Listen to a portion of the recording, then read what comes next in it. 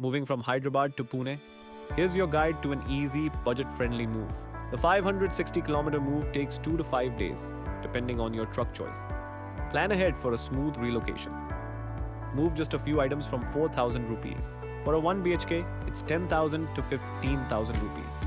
2 BHK moves cost 20,000 rupees to 30,000 rupees, and 3 BHK homes range from 25,000 rupees to 40,000 rupees.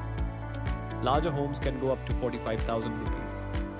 Bike transport starts from 2,000 rupees and cars from 6,000 rupees. Need storage? Short-term options start from just 1,000 rupees per month. Shared trucks can save you 30 to 50% but take about 3 to 5 days with multiple handling points. Dedicated trucks deliver faster, within 2 to 4 days, with single handling for better safety. Choose container trucks for large homes or during the rainy season for extra protection. Ready to move?